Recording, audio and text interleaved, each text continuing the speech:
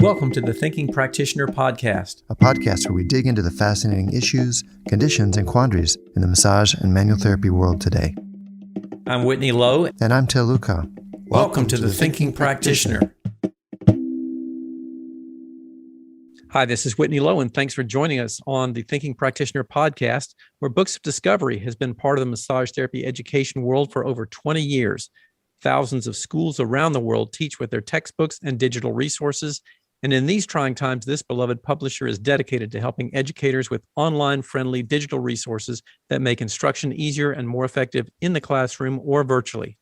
Books of Discovery likes to say, learning adventures start here. They see that same spirit here on the Thinking Practitioner Podcast, and they're proud to support our work, knowing we share the mission to bring the massage and bodywork community enlivening content that advances our profession.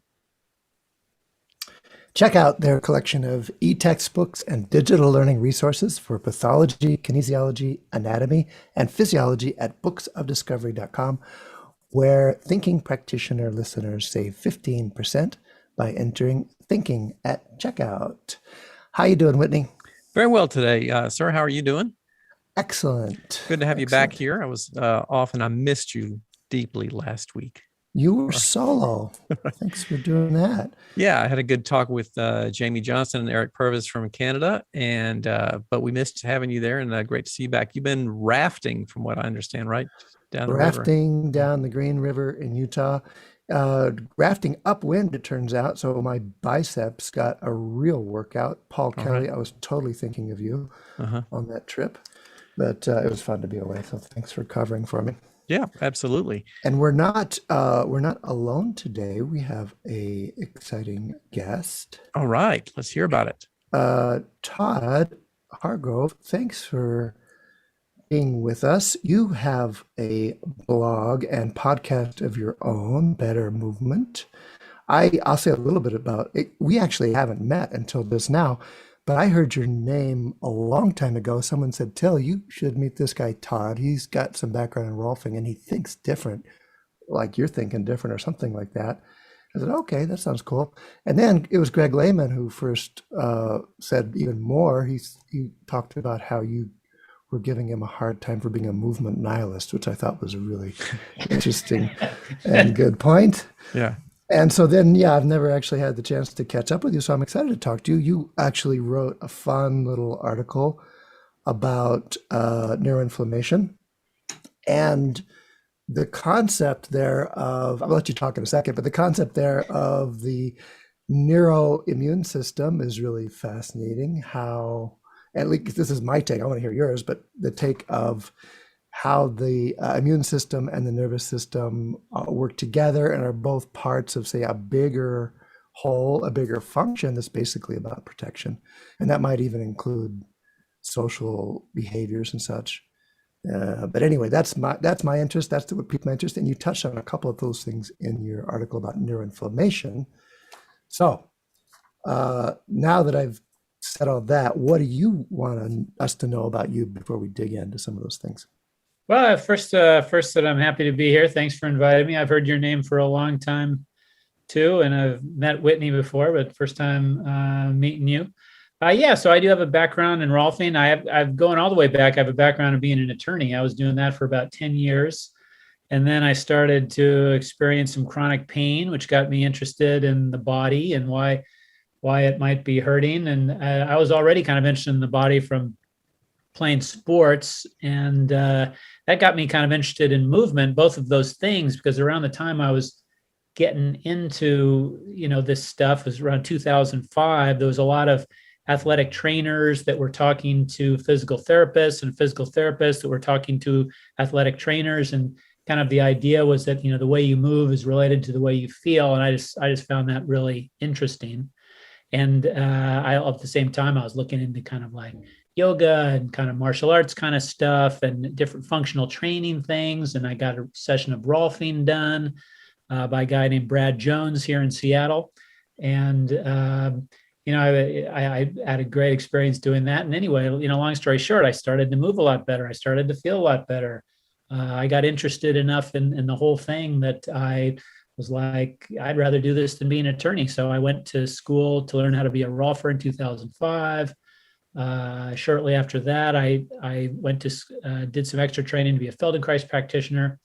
So I've been doing both of those things, kind of practicing in kind of my own kind of Rolfing-ish, Feldenkrais-ish way for I guess about 15 years, seeing people here in Seattle, and also doing some writing on a blog at Better Movement, and now Todd Hargrove at Substack, and writing a few books, and coming into contact with other people like you guys and talking and geeking out. And Cool. Well, we'll make sure we get links to all that stuff in the show notes, but that's great to get a picture of your course into this stuff, and what a interesting combination of influences. And you did the Rolf training first and then went and trained as a Feldenkrais practitioner. That's a small set of people that includes some of my mentors. I mean, my own, I trained with Thomas Hanna about the same time I was training with students of Ida Rolf's at the Esalen Institute in the 80s. So that was always a big influence in my thrust as well. So it's interesting. Yeah, well, there's Schleip too, Robert Schleip. When I was when I was at school, that's when I first came into contact with his work, and that I found influential. I mean, he's a Feldenkrais guy, and his idea that, what we're doing with Rolfing is kind of like, actually, to use the phrase, I think by Johann Rai Werent, who's one of Feldenkrais' students, he said that what we're doing here is about information, not deformation.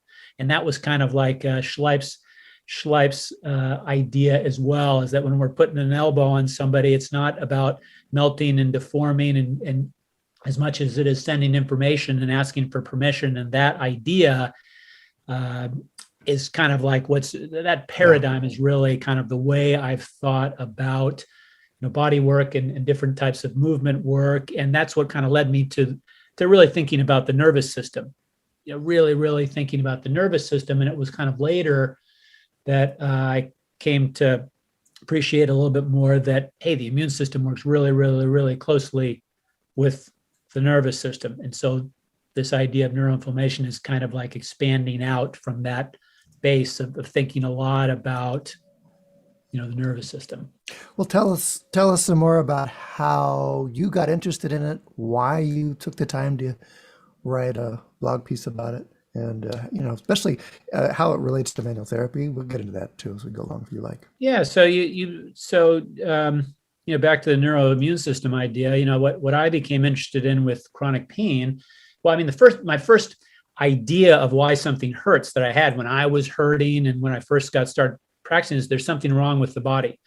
So like if your knee hurts, there's something wrong with the knee. If your back hurts, there's something wrong with your back. And that's not necessarily wrong, but it's only part of the story. Part of something wrong being like damage or being like poorly, damage. Like if there's something wrong with your knee, there's damage, something in the knee. There's something wrong with their back, there's damage in the back. But gotcha. As I learn more, it's also about the sensitivity of the nervous system, how it's reading information from that area. And it can be sensitized and kind of like read more threat than is actually there. I found that idea very interesting. And, you study more and you realize that a lot of what's getting the nervous system sensitive is the activity of the immune system. Very obviously, one obvious idea would be peripheral inflammation. So if you're inflamed in your knee, that's sensitizing the nociceptors in the knee and changing the sensitivity of the nervous system. But you can also have inflammation within the nervous system, within the central nervous system. That's basically what neuroinflammation means, is inflammation in the central nervous system, and that can change the sensitivity of the nervous system as well. So that's an important distinction. I just want to underline for a second there. You're talking about how peripheral inflammation, like in your knee, can sensitize the nociceptors there, the nerve endings there, so they generate more signal, perhaps, or the signal threshold is lower, whatever it is. But then you're making the distinction saying, like in the central nervous system, that could be going on too. There could be inflammatory mechanisms at work that make us just more sensitive overall, as well as maybe more reactive. Yeah. So, part of what I learned is that, in the brain, for example, only about something like 10% of the cells there are neurons that, are conveying the electrical information. Many of them are the glial cells. Right. And they're kind of holding the neurons in place and giving them nutrition and helping with transmission and repairing damage and stuff like that. And they play a role in helping the neurons do what they do. They might be involved in learning and memory, Again, they can sensitize the transmission of nociception, and there's a balance there. They're doing, they have a important role to play in keeping everything healthy there. Some of them are microglia that are kind of like looking for infections and repairing damage, and always like surveying their environment. Some immune cells of the brain, as it were. Yeah. And but when they get excessive in what they're doing, just like the inflammation throughout the body, inflammation plays a valuable role in clearing infections and repairing damage. It can become chronic. It can become more excessive than it needs to be to get the job done, and that can play a role in bad health, in the periphery, and in this. The same applies to the central nervous system.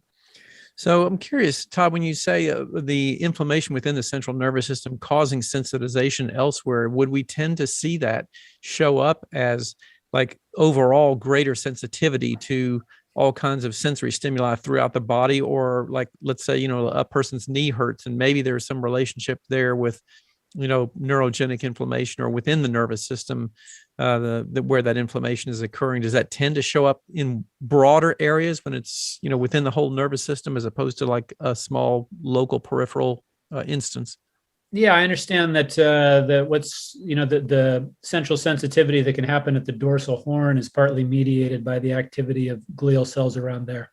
Mm-hmm. I should point out that I'm not that all of this discussion of the immune cells and all of this physiology is super complex, and I'm just kind of starting to learn about it. And there's you read one of these papers on neuroinflammation, and you encounter 10 and 20 and 30 descriptions of different kinds of cells that are involved, like the IL-6, the IL-7, and up to IL-10, and all of them do slightly different things. So it's an enormously complex system.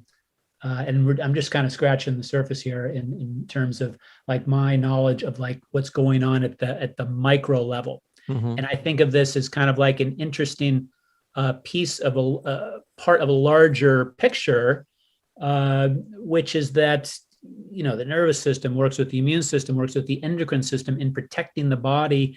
And there's just a wide variety of bad feelings we can have that are associated with one or more of these systems getting overprotective. Yeah. Mm-hmm. You, on a recent episode of your podcast, had a really good interview with Bronnie Thompson where you were talking about fibromyalgia and some of those other widespread body pain problems possibly being somewhat linked to some of these concepts and ideas. Is that correct? Yeah, that's right. That one of the interesting things about neuroinflammation, and the reason why I say it's kind of like it's a, if you were going to look at any one kind of micro piece of this big picture that I think is easier to understand, that micro piece would be neuroinflammation keeps showing up if you look for it in the brains of people who have a wide variety of chronic complex health conditions like chronic pain, fibromyalgia, chronic fatigue, Alzheimer's, Parkinson's, cognitive problems like dementia. It keeps being there wherever you look for it, kind of like the way chronic inflammation is there in a lot of different chronic health problems that are more peripheral in nature. Mm-hmm. And it's something that starts to catch your attention after a while. It's kind of a common player, a common currency in these things. And I think that we should kind of have our eye out for that term and be looking for it, because once you start looking for it, you'll be seeing it in lots of different places. Yeah. Well, just let's not miss the chance to clarify some of those signs. I mean, you named a few conditions there that we're really starting to wonder or suspect or see that neuroinflammation can play a role in. But what are some of the other signs or client complaints or issues that you'd say, oh, maybe that's one of the mechanisms at work here? Well, I think those ones that I just mentioned are the ones that I know about it. But when you see clients that have conditions that have been going on for a long time, not easily explained or reduced to a particular diagnosis, but they've been to a lot of doctors.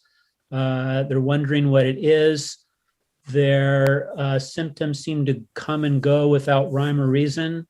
Maybe the symptoms seem to be related to a traumatic event that happened, either emotional or physical. Yeah. Or it happened after a serious infection. There you go. Or if there's autoimmune components involved, if there's anxiety or depression involved. If you see a lot of people who have had problems for a while and they're not sure what they are, it becomes more and more likely that they have one of these conditions. And anytime you have one of these conditions, it greatly increases the chances of having some of these other conditions. So they all kind of run together. Some of them are more recognized as a disorder of the nervous system. So one might be more about the immune system, like autoimmune. One might be kind of like an endocrine system thing. But all these systems really talk to each other. And the regulation, one being in a regulated, balanced state, is necessary for the others to be as well, which is maybe why all of these conditions can be kind of comorbid. And with the common thread being the probable inflammatory activity in the central nervous system, increasing the sensitivity and the reactivity of those responses, and with pain being one of those signs. So pain out of proportion to stimulus, perhaps, or reactivity out of proportion to the noxious stimulus. Or fatigue out of proportion to the amount you're exerting yourself, or worrying out of proportion to the amount that there's really something to worry about, or being sad more than a normal person would be sad under the circumstances. Those are all, I like to think about all the different ways that the body can protect itself from perceived harm. And when you're, one of them is sleeping, when your body's always protecting itself against running out of energy. And so it needs to make you tired and make you go to sleep when it perceives that energy stores are low. It needs to make, pain is there to get you to stop moving and protecting something. Anxiety and worry and low mood are there to get you to start thinking about how to solve problems. And all of those protective mechanisms can start to become, maladaptive and overprotective. And anytime you look at one of them, you see neuroinflammation involved. So I'm curious too. This is, it's fascinating physiology to delve into this, and those of us who are kind of geekily interested in this kind of stuff can really get, down a rabbit hole with it. But from a like a day-to-day clinical perspective for the practitioners who are out there in the trenches doing stuff, are there any real key indicators or signs or symptoms that you can describe as something that would point to a greater involvement of something like neuroinflammatory activity within the central nervous system or something?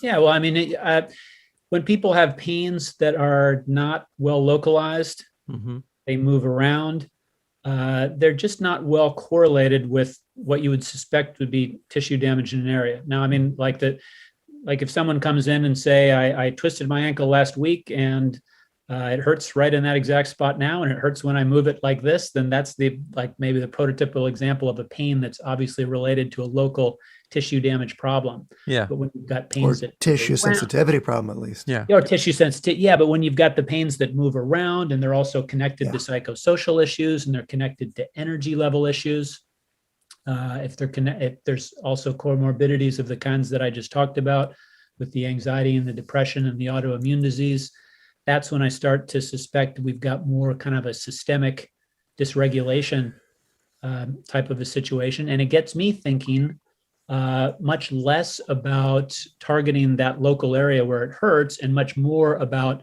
general health. Nice. And just kind of helping people troubleshoot and strategize and think about the ways in which they might be able to improve their general health. And the obvious things here are the way you sleep, the way you eat, the way you exercise, reducing stress, optimizing your weight, avoiding toxins like alcohol, drugs, and pollution.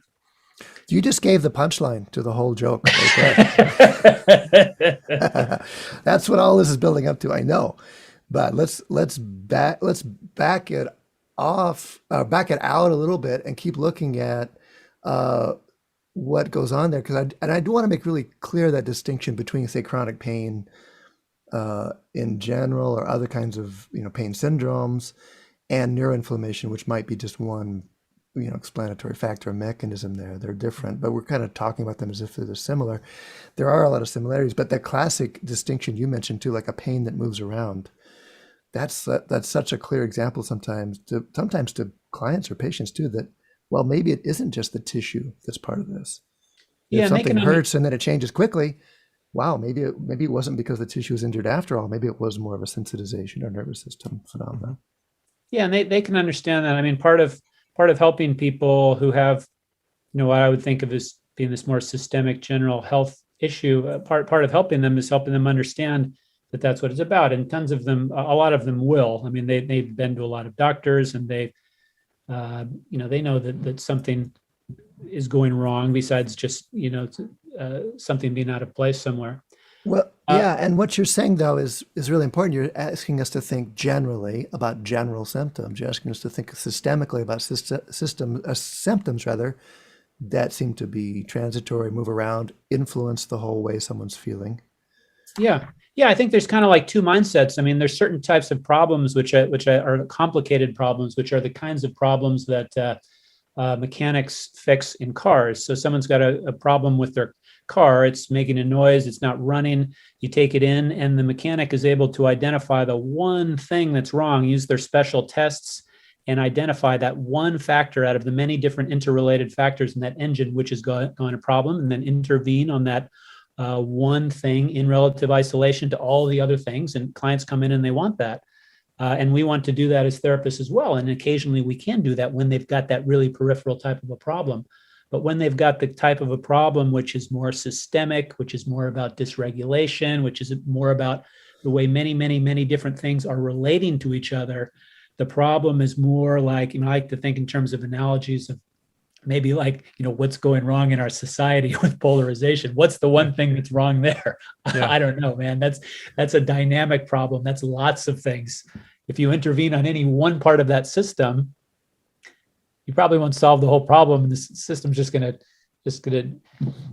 stabilize in whatever kind of a tractor state that it's in, and complex health problems can be like that. So you shift your mindset to much more higher level, not the micro level, but kind of like the higher level general health kind of stuff. Well, you mentioned mechanics, and so I got to weigh in there because I was a mechanic for a while, and I didn't know that. Yeah, in college, I worked my way through college as a foreign car mechanic with a fuel injection specialty. Cool. So can I bring my car over to you? We can talk, but here's the deal: not even that is cause and effect, is linear, is mechanical. Mm-hmm. I mean, any good mechanic can tell you all sorts of strange stories that are clearly systemic or system phenomenon going on. Really? Yeah. Oh, yeah. My God. Yeah. Interesting. I got to stop using it. I got to maybe change my example there.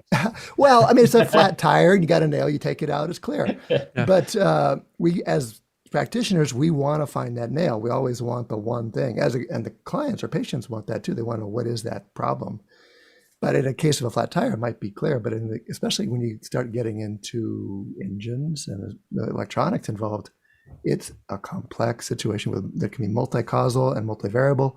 And to tease that apart involves that kind of higher thinking you're thinking about, or at least a backing off away from looking for the one cause and the one fact and being open to more systemic influences. They're sometimes even just as simple, but are a bigger picture. I think of it kind of zooming out my perspective. I like to kind of be aware of what, there's so many different ways to look at pain. And one of the distinctions I like is sometimes you're looking at a micro level, you're looking at what's happening with cells, like some of what you can study with neuroinflammation, and some is the really zoomed out person level where you're thinking about the person's mood or their intentions or things like that. And it's kind of nice to know where you are in your zoom level and kind of know how to toggle back and forth. And to understand that all these things are connected. You talked, the emotional states are another part of the protective or reactive system that we have. You're describing that. I mean, we got the nervous system, which helps us change our behavior around pain. If it's hot, we pull our finger out of the fire. We got the immune system, which changes behaviors of cells and fluids and signaling devices inside of our body to protect us in different ways. And then we have, I don't want to go too far with this. You mentioned polarization, but you have the social immune idea too, which has some interesting things to say about xenophobia or ways we perceive other, or even civilization as an infectious disease mechanism, control mechanism. Well, the whole COVID thing's a great analogy for, what the body freaking out when there's a major infection or there's some sort of major trauma. All these different protective systems get activated. Yeah. One tends to hype up the others, and there's this positive feedback loop, and that creates the emergency response. Yeah. For better, for worse, and then there can be a PTSD thing too. When what's supposed to happen when after these protective systems get activated is that they should take care of the problem, and then there should be an all clear signal issued by the system, which tells all of these protective systems when to start calming down again. Mm-hmm. So there's going to be a time, hopefully soon, when we don't need to wear masks, but a lot of people will continue to wear them because they've got some kind of a PTSD, and that happens in the body too. Yeah. Todd, I'm curious for your thoughts on this too, in terms of trying to find some resolution for some of these kinds of issues. What you said a moment ago, you and Til were talking about the mechanic analogy, and I got me thinking too, in terms of the way that the healthcare system is set up, at least in our country and in a number of other countries as well, to look for those really narrowed down, fine problems so that you can have a particular diagnostic code and get your insurance reimbursement for that. And that also leads the treatment for those problems to become, in many instances, I think, overly narrow, focused on one particular type of site or problem, which may be only a piece of the more global picture. And what I wonder is, it seems like a lot of these other sort of, if we call them alternative practices, which involve, all the stuff that we do, massage therapy, body work, Rolfing, Feldenkrais, all those kinds of things, which are more global interventions, which might address a number of different parts of the body simultaneously, trying to look at more big picture treatments. Is that one of the reasons maybe that these kinds of approaches tend to be more effective with some of these kinds of things than a lot of the other approaches that are more narrow, because a lot of people are quite dissatisfied with what happens in the traditional healthcare system trying to get these kinds of things addressed? Yeah, I think that's absolutely right. If you go to the alternative healthcare people, they tend to be more, quote, holistic. They look at more high level things. They're more integrative thinkers. And then when you get the medical science, they tend to be more under the microscope. It's a little bit more reductionistic. And, there's trade-offs from those two different perspectives. When you look at something on the microscope, you can be extremely precise and measure exactly what's going on and be very confident that what you're describing is the reality. And the higher level, more complex entities you look at, there's kind of less precision. It's harder to measure what's happening. There's so many variables, you can't measure them all. You use kind of amorphous terms to describe what's going on, like perception of threat, you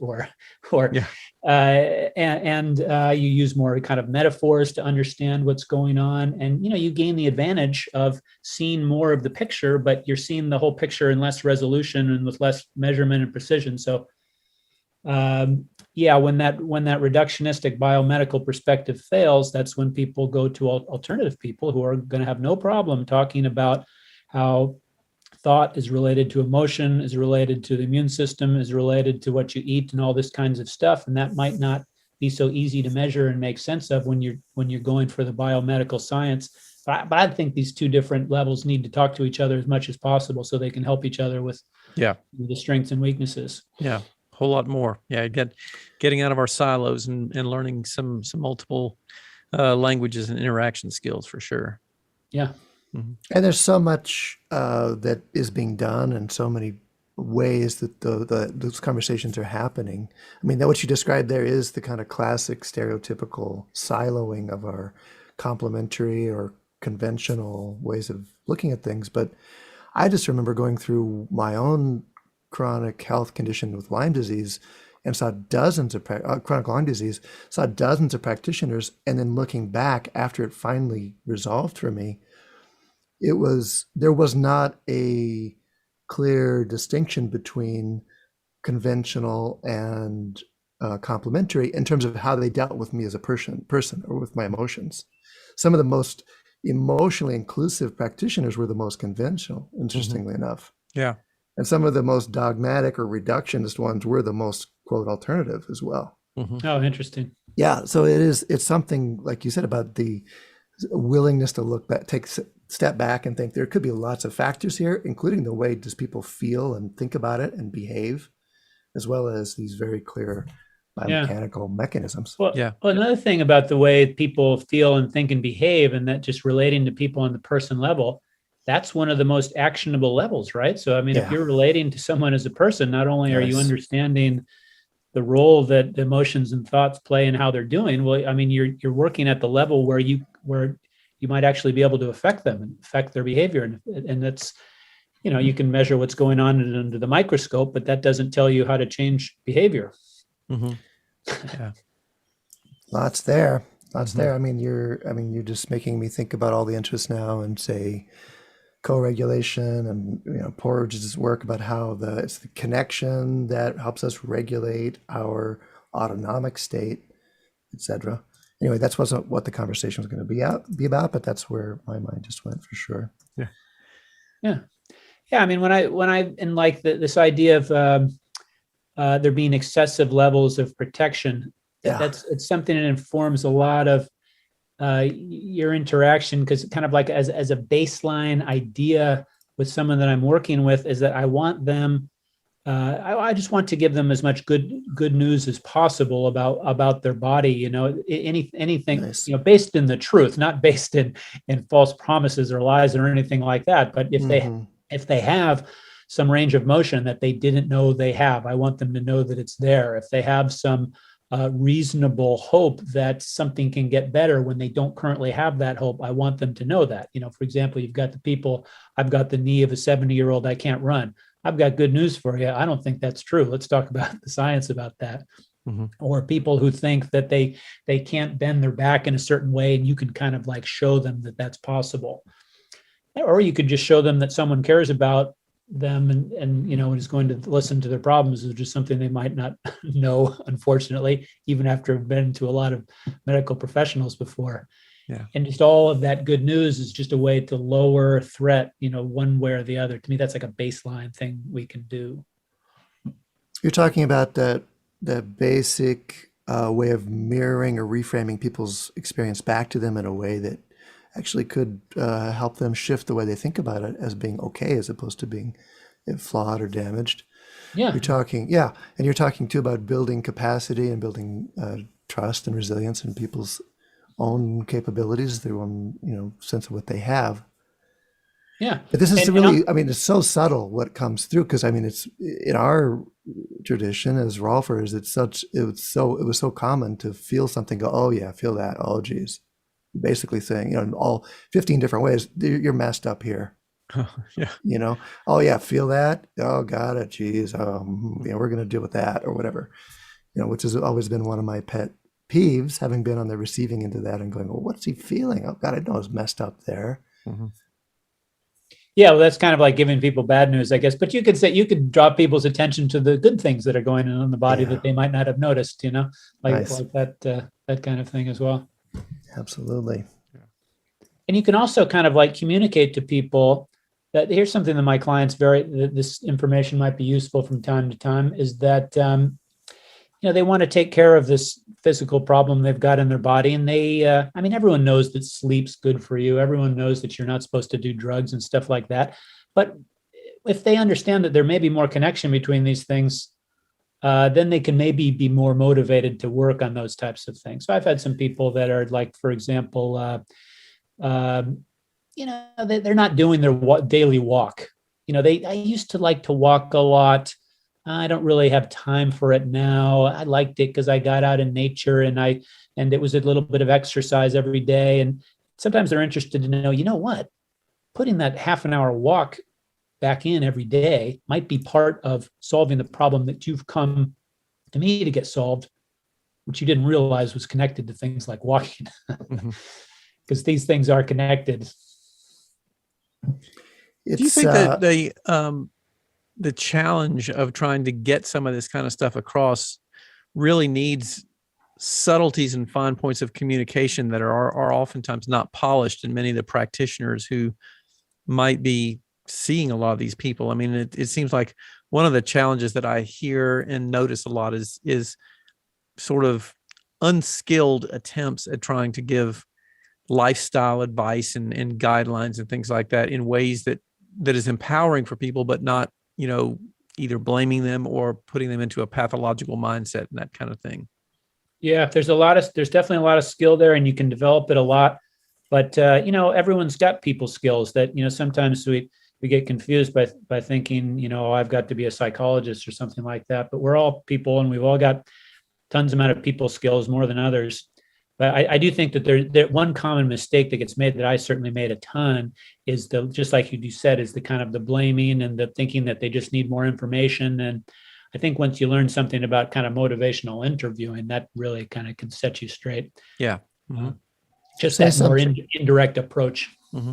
Indirect approach. Can you give an example? Can you say? Well, it's just, most, for example, like, most people are not overweight because they don't understand that being overweight's bad for their health. So, you can't help people by saying, hey, do you know what? That's really unhealthy.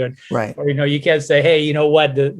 You'd be healthier if you exercise and stuff like that. So yes, you kind of have to ask, and you can't just give people certain motivations and change their behavior. You've got to work with whatever their current level of motivation and behavior is, and understand that change is hard, and it only happens with a certain amount of commitment. And some people, you got to kind of sense when people are ready to change and what direction they're maybe already wanting to move to change. And they're like a ship that's moving in a certain direction. You can only alter it a little bit, so you need to know where it's going. And that implies an appreciation for all the factors behind why it's going the way it is, and a sense of timing, and a sense of, one of my own personal working assumptions is that it's not as hard as we think it is.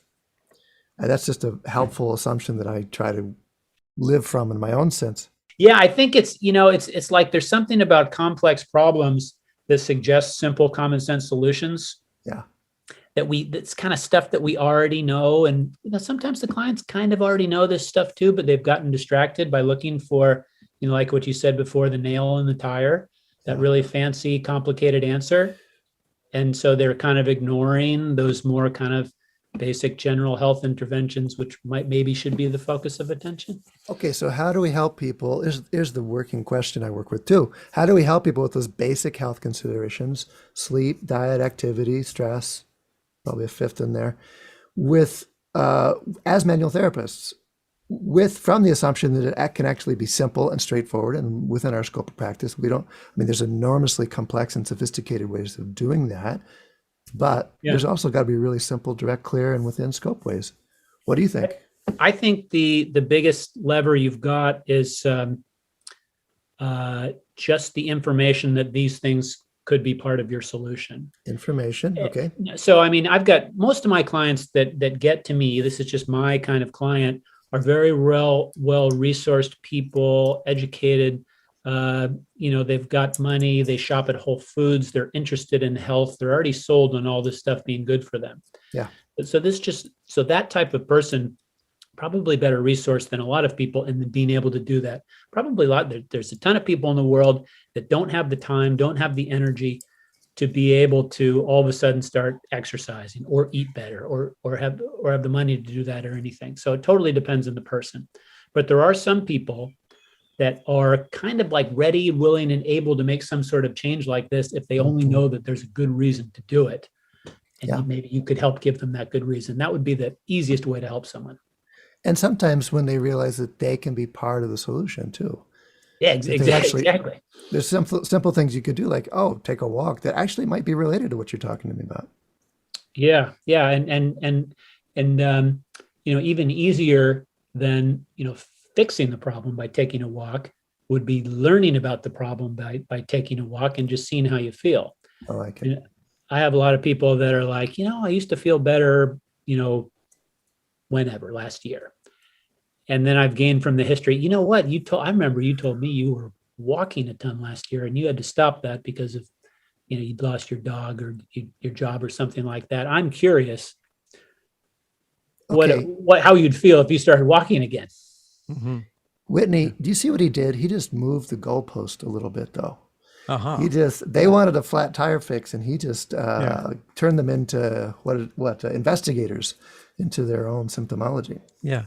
That seems like too a really interesting segue. We should have had this discussion right after our interoception piece that we did, because there seems like there's a lot of that going on there, a heightened degree of tuning into what they're feeling and how that's related. What they're feeling, but also just reflecting on it. Oh yeah, I did feel better after that walk. Geez, heck, catching that. Mm-hmm. Yeah, I mean, the thing about a complex health problem is that almost anything can potentially make it worse, and people start to realize that when they've become sensitive people, and then any disturbance in their environment they realize that can bother them. They realize that sleeping in the wrong bed or eating the wrong foods can flare them up. Well, that means that there's many, many, many different things that can make them feel better too, and it's complex, it's individual. They're the only one that's going to be able to learn what these things are. And so I want to make them curious about all these different influences and start exploring them, figure out which factors matter, which ones don't. Yeah. And because those are all under their control too. What do you two think about the idea that we are in some ways models, that we just by who we are inspire a certain approach or being or way of being with our own bodies, for example? Is that like? Well, I think, clearly people look to us to be those models for them, whether or not we kind of see ourselves that way or intend to. I think it's a natural process of somebody when you're going to seek care from some individual that you're looking to them to be some type of a model of better care and better health that you would want to aspire to. Yeah. I mean, some of my clients, my story is there that I used to be in a lot of pain and now I'm not. And, sometimes I'll frame what I think they might try to do in terms of like what I would do. Like I might say something like, I don't know if this is a good idea, but I'll very often say, if I were in your position, I would be curious about how strength training would help that shoulder. Like if I had this problem, that's one of the first things I'd try. Mm-hmm. And, I don't know if it would work, but you know what I mean? I don't know if that's a good way to talk about it, but sometimes I will talk that way. Sounds good to me. Yeah. Sounds good to me. Well, it puts you in the equation. You're owning it and you're offering it as an option for them to try and own if they want to. I mean, I'm just always aware too that when people finally do find a place in my schedule, pay my fee, get to see me, come to see me, that they've already invested a bunch into their own feeling better. They've already performed a bunch of the setup for this important ritual we do, getting people on our tables and working with them. And it's such an honor almost to be I almost think about it like, I'm not a football guy, so I'm probably going to blow the analogy, but the guy that comes and kicks the field goal, it's all been set up and I just show up and do that one thing that it, gets the point or whatever. But there's so many other factors there. Disrespectful for the football kicker. You disrespected yourself and the kicker. And for him, as long as you make the kick too. So. yeah, the kid, that guy could be the hero or the goat. Yeah. Maybe it's a bad analogy then, because you're right. Yeah. Then it turns it down to either making the kick or not. And sometimes it is just the being together and just the hanging out in a cool situation and feeling better. Yeah. That has the effect that we're both looking for. Mm-hmm. Yeah. All right. So before we wrap it up, I mean, I just had a couple interesting things. You talked about cognitive functioning in your article. The brain fog thing is, something people are thinking about a lot. Yeah, I don't know. The brain fog, I'm not sure I've ever experienced that myself. So when people say that they've got brain fog, I'm not exactly sure what it means, but a lot of people say I've got brain fog and they mean they're having cognitive difficulty, and it runs along with, especially it seems like chronic fatigue. Yeah. And post-viral type things. And the long COVID people say that they've got brain fog. Yep. And I think that they've found that people with Alzheimer's, cognitive decline, and self-diagnosed brain fog have higher levels of neuroinflammation when they look at that under a device that can find it. As a chronic Lyme's, a former chronic Lyme sufferer, for sure, brain fog was my friend, my constant companion. I knew exactly what they meant. And it makes a whole lot of sense to me that as the body is recovering from or responding to or reacting to an infection that has ongoing effects in the immune system or other ways we don't know, that there are cognitive effects that you just can't think as well. And there, there's that interesting research that say, explain pain goes into and such, where they talk about how different inflammatory cytokines increase our cognitive abilities and others reduce it. So the tendency being the more inflammatory things are, the worse our spatial memory is, the worse things like that are, and the more anti-inflammatory, the clearer and quicker our operations get. Mm-hmm. It's a generalization they play off of, but it made a whole lot of sense for me having gone through that. Uh-huh. And air pollution. I want to miss that one. You mentioned that in your article as well. Air pollution is just incredibly bad for you. It's unbelievable how much research there is out there. Some of it very kind of interesting, some of it very kind of factoidy. Like there's so many different ways that they've tried to measure how it's bad. I think like referees make more mistakes on days with high air pollution, and judges get reversed more often in their decisions, and people don't do as well on tests when there's high air pollution. And then on population levels, you can find all sorts of health discrepancies based on how much air pollution there is. Yeah, but the cool thing about air pollution is it varies by day in certain cities, and then so you can track certain types of things. Yeah.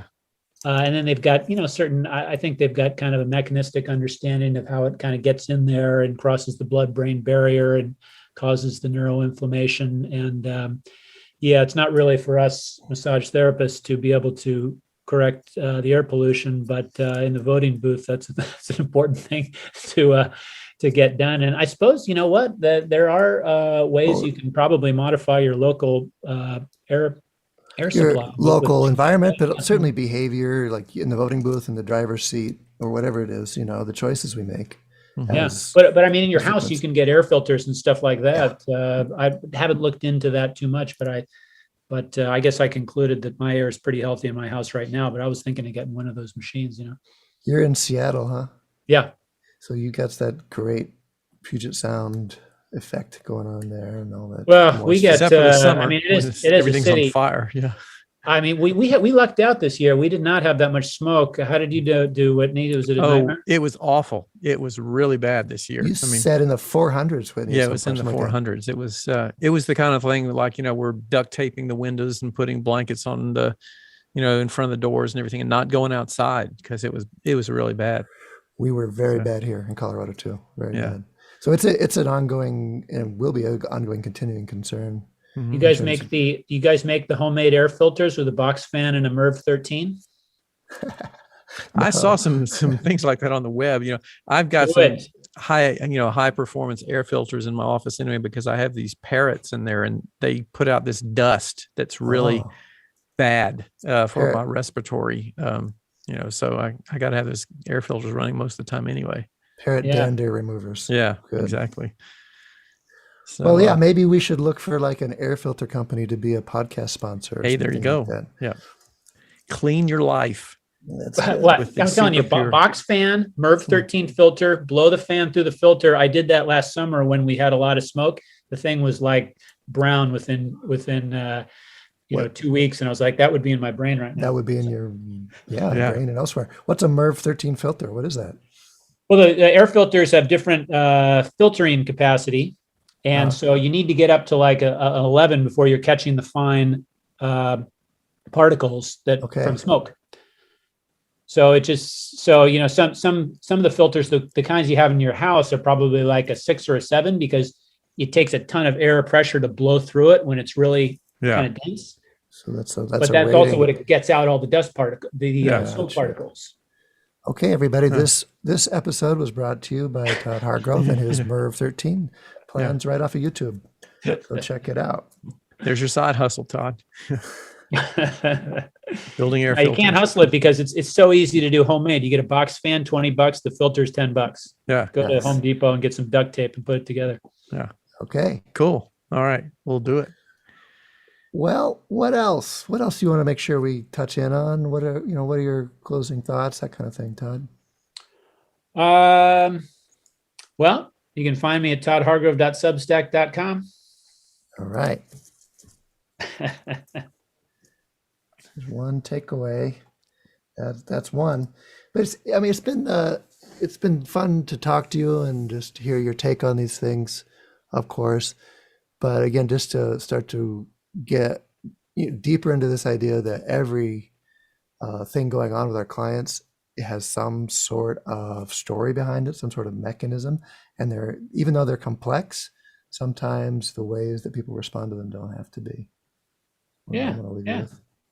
Yeah. Simple solutions to complex problems. That's a good phrase, right? Yeah. What do you think, Whit? All right. Well, that sounds good. Well, I think we can consider it a wrap there for today. Then I think, Todd, thank you again so much for coming to visit with us today and hang out and jump into some fascinating discussions here. And hopefully we'll do it again sometime down the road as well. Thank you very much for having me. I enjoyed it. Yeah. And would just like to remind everybody to check out Todd's podcast. It's a great, another great show that's out there. Better Movement is the name of the podcast. That's correct, isn't it, Todd? Yeah. Yes. And also put a plug in there for some of his other resources and things that are on the website, because there's some fascinating stuff in there. So make sure you have a chance to look at that stuff. So, all right, well, we'll wrap it up for the day today. We would like to mention too, also, that ABMP is proud to sponsor the Thinking Practitioner Podcast, and ABMP membership gives massage therapists and body workers exceptional liability insurance, numerous discounts, and great resources to help you thrive, like their ABMP podcast, which is available at abmp.com/podcast or wherever else you happen to listen. And even if you're not a member, you can get free access to Massage and Bodywork magazine, where Whitney and I are frequent contributors, and special offers for Thinking Practitioner listeners at abmp.com/thinking. So thank you again to all our sponsors. You can stop by our sites for handouts, show notes, transcripts, and extras. You can find that over at my site at academyofclinicalmassage.com. And Til, where can people find that on yours? Mine, advanced-trainings.com. If there are questions or things you want to hear us talk about, guests you want us to invite, email us at info@thethinkingpractitioner.com or look for us on social media just under our names. Mine is Til Lukow. What's your name, Whitney Lowe? Today, my name is Whitney Lowe. You can find me there as well under that. So if you will also please take some time, rate us on Apple Podcasts, as it does help other people find the show. And you can hear us on Spotify, Stitcher, Google Podcast, or wherever else you happen to listen. And please do share the word and do tell a friend. And of course, as always, if you're unable to find us in any of those locations, you can tune your tea kettle whistle to concert C, and you will hear us in the residual steam off of that. Thanks again, everybody, for being with us here. Todd, thank you again. Great to speak with you all, and we'll see you again here in a couple weeks. Thanks, guys. Steamy. Thank you.